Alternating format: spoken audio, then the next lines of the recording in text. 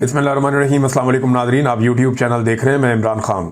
Nadreen, आज 5 अगस्त 2025 है। इमरान खान साहब को गिरफ्तार हुए 2 साल मुकम्मल हो गए हैं। 2023 में 5 अगस्त को इमरान खान साहब को गिरफ्तार किया गया। उससे पहले उन्हें 9 मई को गिरफ्तार किया गया था, जिसके रद्द-ए-अमल में पूरे पाकिस्तान के अंदर बड़ा शदीद एहतजाज हुआ।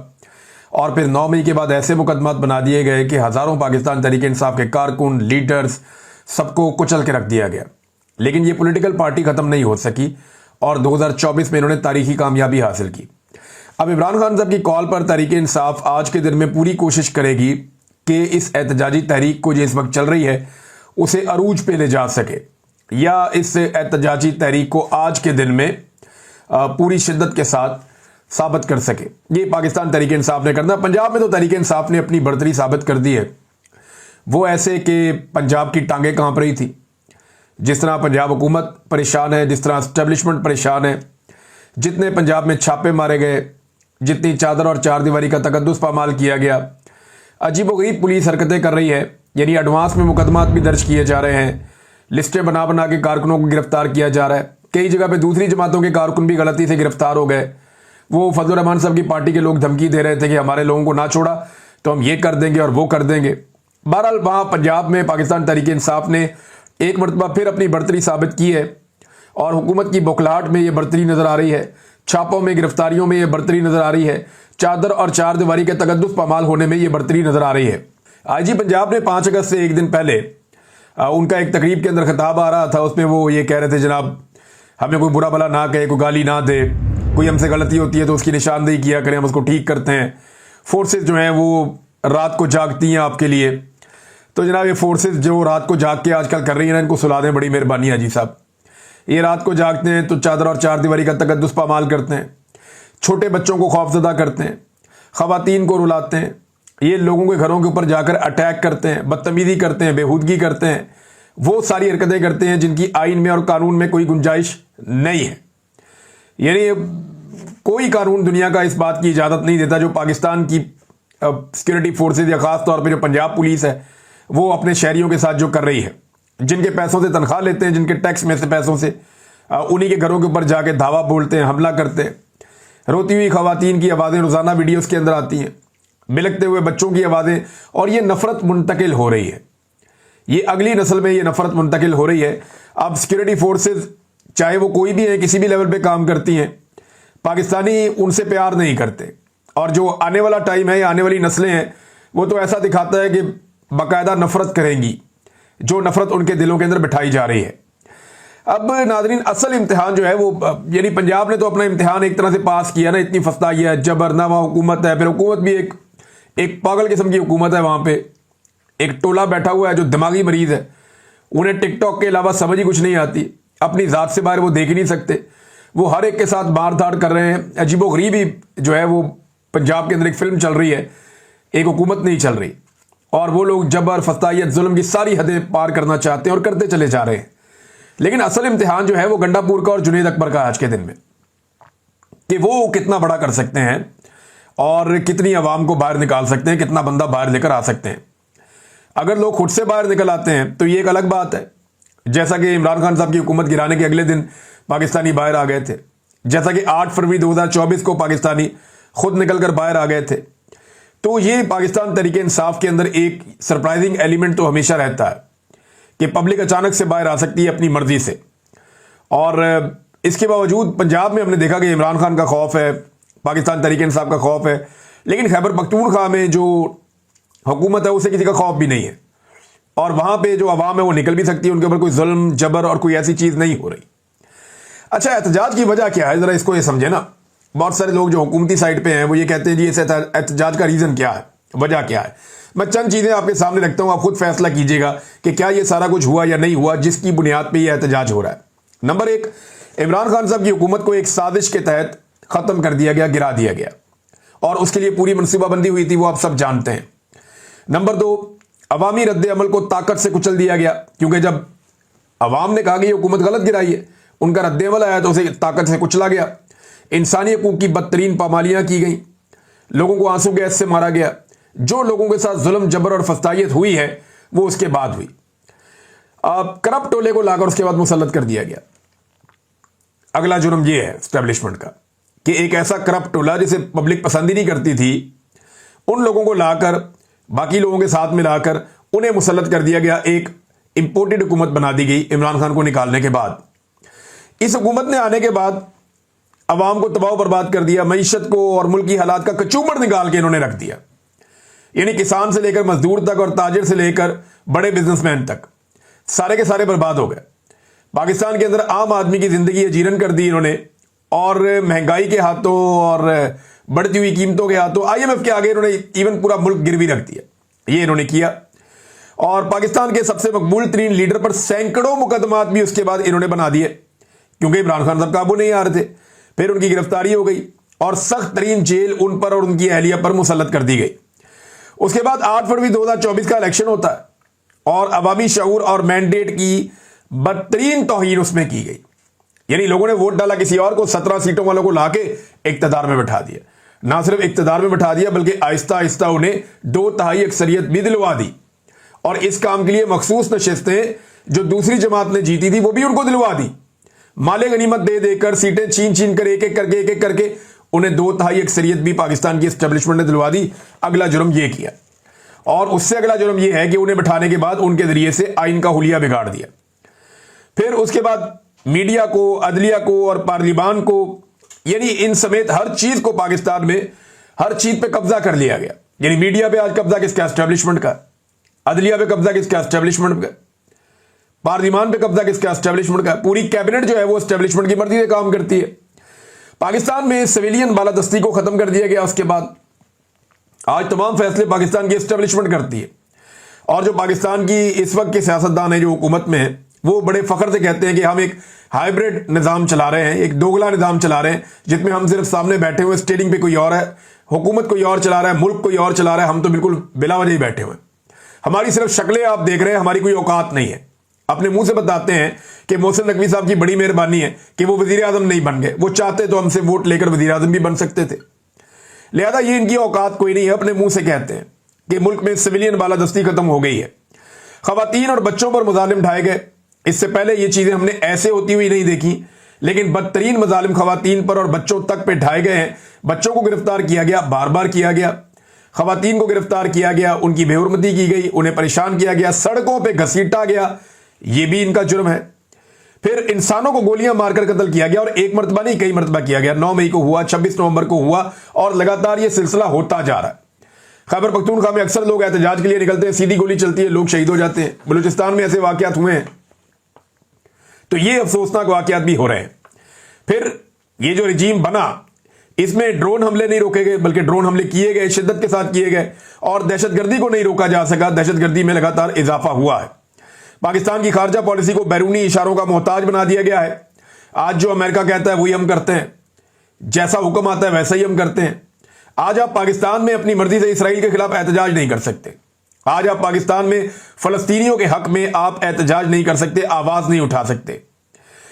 एक और चीज जो की गई पाकिस्तान के साथ, जो एक बहुत बड़ी ज्यादती है, पाकिस्तान के अवाम का इदारों और रियासत पर से एतमाद खत्म कर दिया गया। एक बददिली पैदा कर दी गई। बड़ी तादाद में लोग पाकिस्तान छोड़ छोड़कर चले गए, और आधे पाकिस्तानी लगभग इस वक्त गुर्बत की लकीर से नीचे जिंदगी गुजारने पर मजबूर है।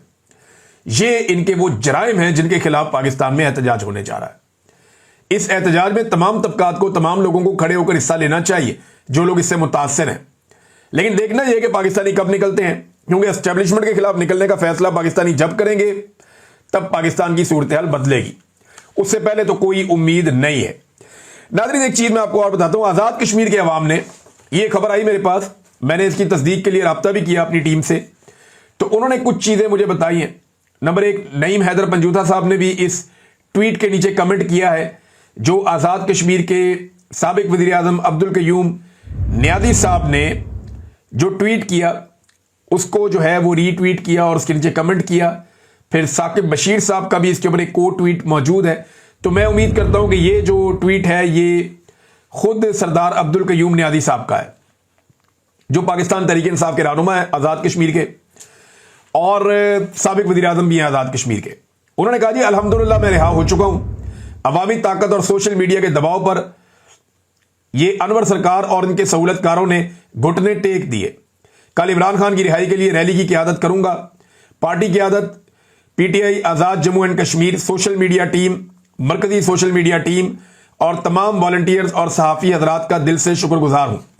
ये उनका ट्वीट है, इसके नीचे लोगों ने अपने कमेंट भी दिए। अगर तो ये आज़ाद हो गए हैं, देखिए मैं अगर का वर्ड इसलिए यूज़ कर रहा हूं कि मेरे पास बराह रास्त कोई इन्फॉर्मेशन नहीं है, लेकिन मेरी टीम ने कंफर्म किया कि ये फलां फलां बंदे ने पाकिस्तान तहरीक इंसाफ में इसको सेकंड किया है। तो ये तो फिर अवामी ताकत है ना। एक तरफ देखें, आज़ाद कश्मीर में 24 घंटे के अंदर उन्होंने अपने साबिक वज़ीर आज़म को आज़ाद करवा लिया, जबकि जो पाकिस्तान का इलाका है वहां पे अपने साबिक वज़ीर आज़म को आज़ाद करवाने में 2 साल में कामयाबी नहीं हो सकी। आज़ाद कश्मीर में और पाकिस्तान में क्या फ़र्क है? आज़ाद कश्मीर के लोगों में इत्तफाक है, वो हार नहीं मानते, वो पीछे नहीं हटते, वो अपना मुतालबा पूरा करवाना जानते हैं और वो डंडे के बलबूते पे गले पे अंगूठा रखकर या गर्दन पे गोटा रखकर वो अपना मुतालबा पूरा करवा लेते हैं, चाहे सामने उनके फौज आ जाए, चाहे सामने उनके पुलिस आ जाए, वो हार नहीं मानते। लेकिन पाकिस्तानी जो है वो अगर निकलते हैं तो थोड़ी तादाद में निकलते हैं, और जब खड़े होते हैं तो बाद लीडर उनके साथ खड़े नहीं होते, और जब वो बहुत बड़ी तादाद में निकलते हैं तो फिर लीडरशिप कोशिश करती है कि सारे पहुंच ही ना पाए। ये भी हमने होते हुए देखा बार बार। लेकिन जिस दिन अवाम ने फैसला किया, वो उनको लीडरों की फिक्र नहीं होती आजाद कश्मीर में। वो नौजवान निकल आते हैं, निकल के अपना हक ले लेते हैं। उन्हें इस बात की कोई फिक्र नहीं होती कि लीडर किधर गया और लीडर क्यों नहीं आ रहा, फलां लीड क्यों नहीं कर रहा। वो सारे इकट्ठे हो जाते हैं, इवन लीडरों को यरगमाल बना लेते हैं कि बैठो इधर हमारे साथ। देखें ना, अब आजाद कश्मीर ये साथ ही है, ये पाकिस्तान है। वहां जो बिजली का यूनिट है वो कई गुना कम कीमत पे मिलती है उनको बिजली। कोई कह रहा था चंद रुपए का यूनिट है आजाद कश्मीर में बिजली का, पाकिस्तान में जो है वो 50 रुपए 60 रुपए तक यूनिट जाता है बिजली का। कितना फर्क है। इसी तरह आजाद कश्मीर में आटा सस्ता है, पाकिस्तान में आटा बहुत महंगा है। तो ये क्यों है? यहां 25 करोड़ लोग रहते हैं, वहां तो उतने लोग भी नहीं रहते। उनमें इत्तफाक है, इत्तेहाद है, वो इकट्ठे होते हैं अपने मफाद के लिए, फिर अपना फायदा निकालते हैं, हुकूमत के गले पर अंगूठा रखते हैं, और उन्होंने वो बार बार करके दिखाया है। पाकिस्तान में लोग ये कर नहीं पाए, लेकिन मैं मायूस बिल्कुल नहीं हूं पाकिस्तानियों से। जबरदस्त कौम है, जबरदस्त लोग हैं। एक दिन आएंगे, हम देखेंगे, एक दिन आएगा हम देखेंगे कि अपना हक वापस लेंगे। नाज़रीन, जावेद हाशमी साहब ने बताया जी उनके घर के ऊपर भी हमला हो गया, पुलिस अंदर घुस गई, दरवाजे तोड़ के आ जाती है। फिर एक कमरे में खवातीन थी, वहां उनकी बेहरमती की, उनके साथ बदतमीजी की। तो जावेद हाशमी साहब जैसे सीनियर सियासतदान की फैमिली के साथ भी बदतमीजी हो रही है। पाकिस्तान तहरीक इंसाफ के तकरीबन सारे लोग बता रहे हैं कि उनके घरों में छापे पड़ रहे हैं। ऐसा लगता है कि सारी की सारी पुलिस को बाकी सारे कामों से हटाकर सिर्फ इस एक काम पर लगा दिया गया कि बस ये काम करो, और पाकिस्तान तहरीक इंसाफ को दीवार के साथ लगाओ, बल्कि दीवार में चुन दो। ये काम वो कर रहे हैं।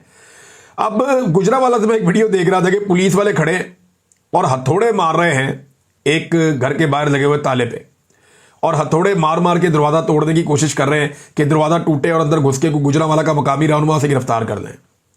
ये पुलिस की हालत हो गई है। और आईजी कहते हैं इनकी इज्जत करो। भाई कैसे इज्जत करें? वो लोगों की चादर और चारदीवारी का तकद्दुस पामाल कर रहे हैं सिर्फ सियासत के चक्कर में, कि कोई सियासी रैली ना निकल सके। जो आइन जिसकी इजाजत देता है, कानून जिसकी इजाजत देता है, वो काम रोकने के लिए वो हथौड़े लेकर पुलिस पहुंच गई है। रातों को लोगों के घरों में सीढ़ियां लगा के ये घुस जाते हैं। तो ऐसे लोग इनकी इज्जत कैसे करें? देखिए, आजी साहब कह रहे हैं कि लोग गाली देते हैं, तो शुक्र करें लोग गाली देते हैं, गले नहीं पड़ते। खुदा ना खास्ता वो हालात आ गए तो आपको आईजी साहब अब मुसीबत पड़ जाएगी आपके लिए, और मुसीबत बनने वाली है आपके लिए जो आप लोग कर रहे हैं।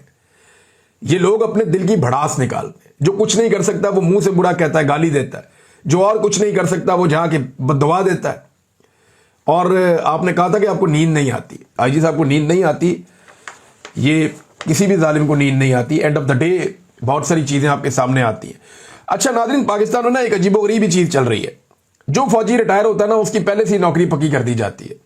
सीनियर ऑफिसर जो भी रिटायर होता है, यहां पे एक lieutenant general retired Mohammad Saeed, इन्हें चेयरमैन वापडा तैनात कर दिया गया।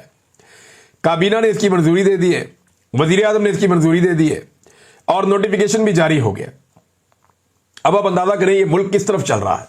कोई सिविलियन सुपरमेसी का नाम ही नहीं। यानी इसका मतलब सारे सिविलियन कीड़े मकोड़े हैं, ब्यूरोक्रेट भी फारग है सारे। पाकिस्तान में कोई इतना पढ़ा लिखा ब्यूरोक्रेट नहीं था जो इस सिविलियन ओहदे के ऊपर बैठकर इस निजाम को चला सकता। एक रिटायर फौजी को लाकर यहां बैठाना जरूरी था।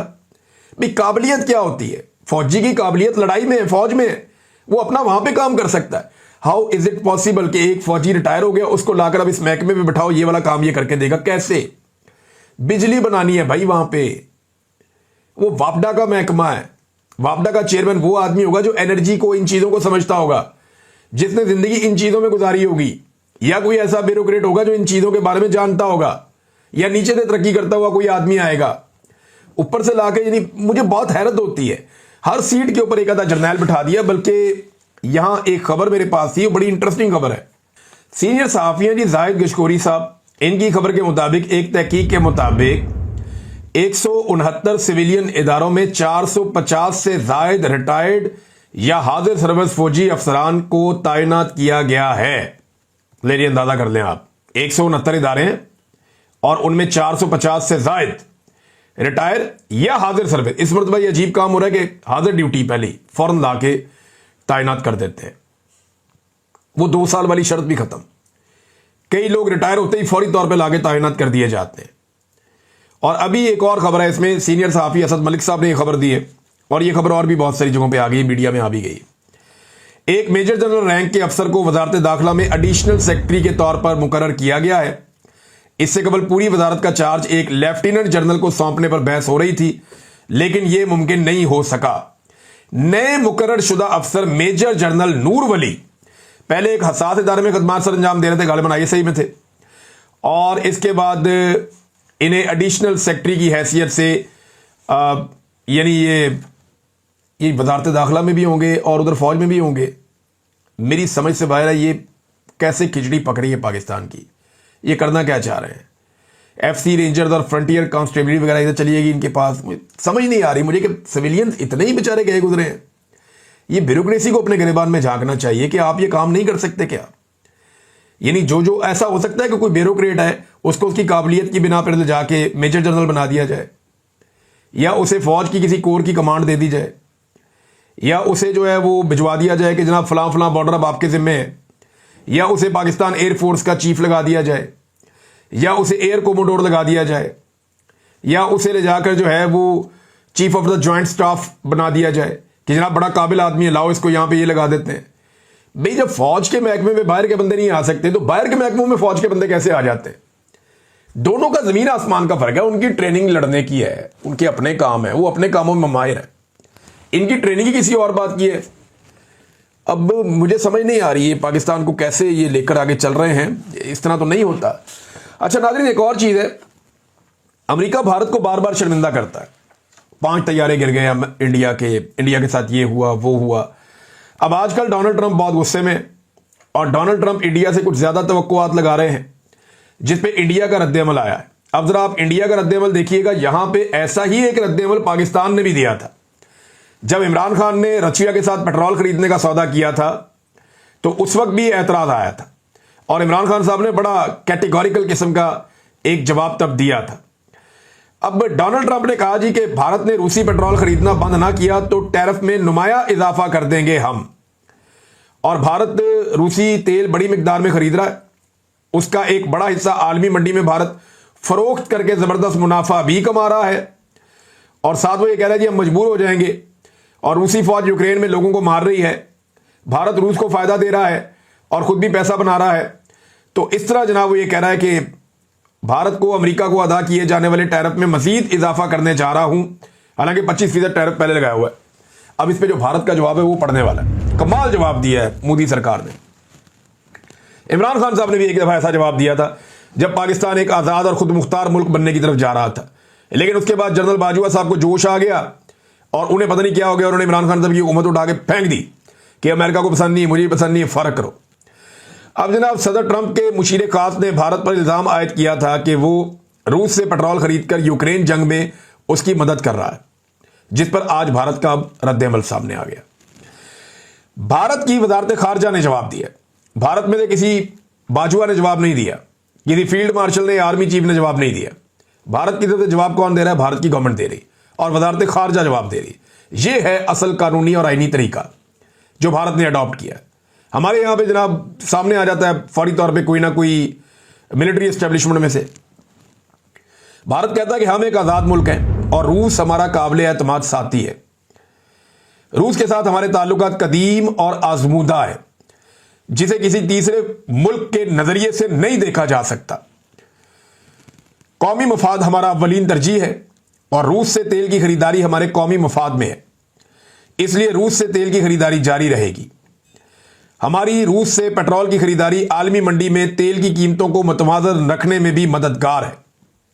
यह है जनाब भारत का जवाब। अब आप अंदाजा करें, आप भारत जो है वो क्वाड का मेंबर भी है, जिसमें भारत, ऑस्ट्रेलिया, अमेरिका और जापान, ये 4 मुल्क हैं। एक आजाद मुल्क ऐसे करता है कि जिससे चाहता है ताल्लुकात बनाता है। एक आजाद मुल्क ऐसा करता है कि वो अपनी अवाम के मफाद के मुताबिक फैसला करता है। लेकिन पाकिस्तान ऐसा नहीं कर रहा। आप पाकिस्तान में अपनी मर्जी से इसराइल के खिलाफ एहतजाज नहीं कर सकते, फलस्तीन के हक में आवाज नहीं उठा सकते। आप पाकिस्तान में अपनी मर्जी से सवाल नहीं पूछ सकते। हत्ता के मादनियात के मामले में वादा पहले कर लिया गया, आकर हुकूमतों को बाद में धमकाया गया कि यह कानून साजी करके दे दो। हर चीज जो है पाकिस्तान में ऐसा लगता है गिरवी रखी जाती। हमारे फैसले IMF करता है, हमारे फैसले अमेरिका करता है, हमारे बड़े बड़े फैसले पाकिस्तान से बाहर होते हैं। हुक्मरानों की सारी तवज्जो इस बात पे होती है कि बैरूनी खुशनुदी कैसे हासिल की जाए। पहली मर्तबा इमरान खान साहब ने यह बातें की थी कि मैं अपने कौमी मफाद में फैसले करूंगा। पाकिस्तान एक आजाद मुल्क है, हम सबके साथ दोस्ती करना चाहते हैं।